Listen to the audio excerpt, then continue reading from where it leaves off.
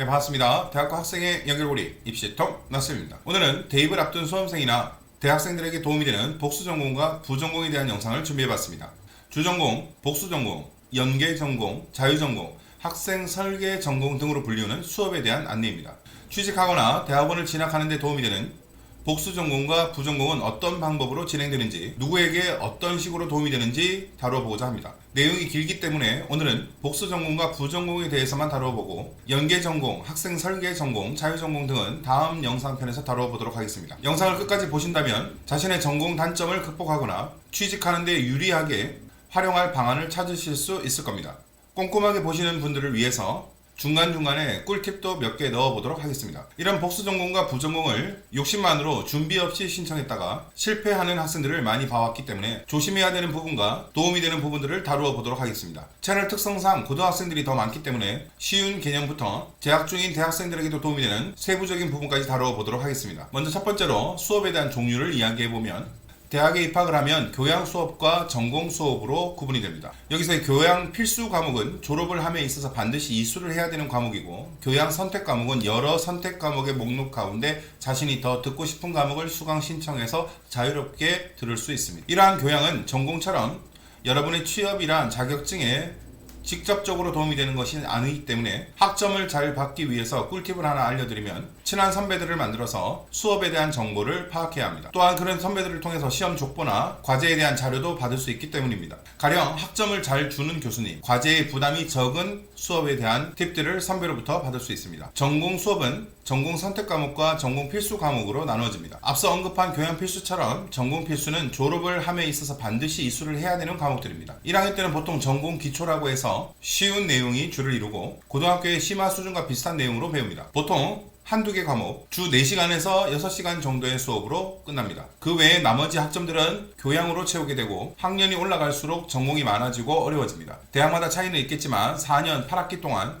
약 140에서 150 학점을 졸업 필수 학점으로 설정해 놓았습니다. 제때 학점을 충족하지 못하면 코스모스 졸업을 하게 되거나 대학의 5학년, 6학년으로 계속 다니게 되는 경우도 발생할 수 있습니다. 우리가 흔히 우스갯소리로 이런 학생들을 화석, 공룡이라고 부르는데, 취업을 위해서 일부러 졸업을 유예하는 선배들도 있기 때문에 오래 다니는 선배들을 공부를 못했거나 학점이 안 좋아서 더 다닌다고 선배 공부를 못했나 봐요, 이런 말을 함부로 했다간 공공의 적이 될 수도 있습니다. 학점은 일주일당 수업 시수를 말합니다. 수험생들이 알고 있는 고등학교 과목의 단위수를 생각하시면 이해하기 쉽습니다. 가령 월요일과 수요일 2시부터 4시까지 수업을 하는 과목이라면 주 4시간 4학점짜리 수업을 이수하게 되는 겁니다. 여기서 추가적으로 꿀팁을 알려드리면, 신입생들이 잘 모르고 오전 9시 1교시 수업을 신청을 많이들 하는데, 가급적이면 출근 시간과 맞물리는 1교시 수업은 피하는 것이 좋습니다. 고등학교를 생각해보면 9시도 여유로운 등교 시간이라고 할 수 있겠지만, 많은 과제와 또는 각종 모임들 때문에 9시 수업에 늦게 되거나 결석을 자주 하게 되면 원하는 학점을 받지 못하는 일이 발생할 수 있고, 심한 경우에 재수강을 해야 되기도 합니다. 전공 필수 과목은 반드시 들어야 되는 과목이기 때문에 이 시수만을 충족한 다음 교양, 학점에 대한 부담이 없는 교양 수업으로 채우거나 복수 전공이나 부전공으로 시간과 노력을 투자하는 방법이 있습니다. 그리고 좀 더 완벽한 취업 준비와 대학원 진학을 위해서 자신의 스펙과 학업적 역량에 도움이 되고자 많은 학생들이 복수 전공과 부전공에 관심을 가지고 있습니다. 그러나 비사범계에서의 사범계로, 비의료계에서의 의료계의 전과나 복수 전공, 부전공은 원칙적으로 금지되어 있는 상황입니다. 일부 대학에서 이것이 허용되기도 하지만 이 부분은 좀 더 다른 이야기이기 때문에 다음에 전과나 편입에 대해서 다룰 때 내용을 말씀드리도록 하겠습니다. 둘째, 복수 전공은 동일한 학사학위를 2개 받는 것입니다. 학사학위가 부여되기 때문에 자신의 소속 주전공과 동일한 인증을 받는 것이고, 좋은 점은 대학원 진학이나 취업 시 가장 유리한 부분이라고 할 수 있습니다. 하지만 자신의 집이 아닌 남의 집에 가서 어려운 전공을 듣고 그 과 학생들과의 경쟁에서 우수한 학점을 받아야 하는 것은 결코 쉬운 일이 아닙니다. 그래서 꿀팁으로 방법을 알려드리면, 문과는 학과별 공부가 비슷한 과목들이 굉장히 많기 때문에 자신의 스펙용으로 복수 전공을 하는 것을 추천드립니다. 가령 경영학과 학생이 복수 전공으로 경제학을 선택하거나 취업을 위해서 외국어 과목을 복수 전공을 하는 경우가 되겠습니다. 또한 미디어 커뮤니케이션이나 광고 홍보 같은 학과 학생들이 사회학이나 외국어를 통해서 성실하게 수업에 임하고 학점을 받게 되면 졸업장이 2개가 되는 시너지 효과도 가져올 수 있습니다. 하지만 이공계는 전공 자체의 공부량이나 난도가 높기 때문에 웬만한 학구파가 아니라면 복수 전공을 신청했다가 이수를 하지 못하거나 학점의 전체적인 평균이 하락하는 부정적인 경우도 발생할 수 있습니다. 보통 복수 전공으로 신청을 해서 학업적 부담으로 학점 이수가 낮아지게 되면 부전공이 되고, 그것도 최소 학점을 이수하지 못하게 되면 교양 과목을 들은 것으로 동일한 취급을 받게 됩니다. 또한 낙제 학점을 받게 되면 졸업을 위해서 재수강을 해야 되는 경우도 발생할 수 있습니다. 그렇기 때문에 이공계는 부전공이 더 확실한 안전장치라고 할 수 있습니다. 이공계가 복수전공을 하려면 자신의 주전공 수업을 최소화하고 복수전공 공부에 많은 시간을 투자함으로써 경쟁력을 갖춘다면 가능합니다. 그래서 셋째, 부전공에 대해서 알아보도록 하겠습니다. 부전공은 주전공보다 절반 또는 그 이하를 들음으로써 이수하게 되는 방법인데, 대학마다 다르지만 최소 20학점 전후의 기준을 내세우고 있습니다. 부전공의 장점은 주전공과 복수전공처럼 졸업 논문이나 일정 자격의 취득 기준이 적용되지는 않습니다. 또한 자신의 주전공 공부에 도움이 되는 분야를 부전공으로 전공하게 되면 유리할 수 있습니다. 가령 기계공학이나 전기전자학과 학생들이 고등학교 때 물리를 하지 않았거나 수학에 대한 흥미를 많이 갖지 못했던 학생이라면 공대에서 반드시 필요한 선형대 수학이나 미적분학, 물리, 연력학, 양자역학 등의 학문이 학교 생활과 학점 관리를 힘들게 하는 원인이 되기도 합니다. 이럴 때 자신의 전공 공부를 더 잘하기 위해서 수학과나 물리학과에 전공 기초나 저학년 전공 과목을 들음으로써 공부를 병행해 나갈 수 있습니다. 반대의 경우도 생각해 볼 수 있는데, 수학이나 물리학과 소속 학생들이 순수학문이라는 이유 때문에 취업이 불리하다고 판단이 된다면, 거꾸로 기계나 전기전자, 화공, 컴공, 제어계측 같은 자격증이 나오는 전공을 배워서 학위도 받고 대학원을 갈 때에도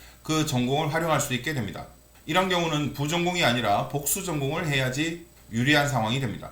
여기서 또 하나의 꿀팁을 알려드리면, 복수 전공과 부전공, 주전공이 학업적으로 연결이 될 때 가장 큰 시너지 효과를 가져올 수도 있고 학업에 대한 부담들도 줄일 수 있습니다. 전혀 다른 분야를 취업과 대학원의 욕심 때문에 신청을 하게 된다면 2중고, 3중고의 어려움을 경험할 수도 있습니다. 자신의 전공 단점을 극복하기 위해서 선택하는 부전공, 복수전공이기 때문에, 또는 많은 스펙을 위해서 신청하는 것이기 때문에 제대로 학점 관리가 안 되거나 과목을 이수하지 못한다면 의미가 없어지기 때문입니다. 또한 이공계 학생들이 자신의 전공 관련 기사 자격증 외에 더 자격증을 따고 싶을 때 응시 과목과 연결이 되는 전공을 복수 전공, 부전공을 통해 들음으로써 시험 공부에도 도움이 되고 별도로 또 다른 학원을 다녀야 되는 부담들도 줄일 수 있습니다. 이럴 때는 학업적 부담이 더한 복수 전공보다는 덜한 부전공이 유리한 케이스입니다. 넷째, 전과를 많이 문의하시는데 보통 전과는 1학년이 끝난 다음에 신청을 하고 2학년이 끝난 다음에 신청을 할 수 있습니다. 3학년 중간이나 종료 이후에 신청을 하게 된다면 졸업 전까지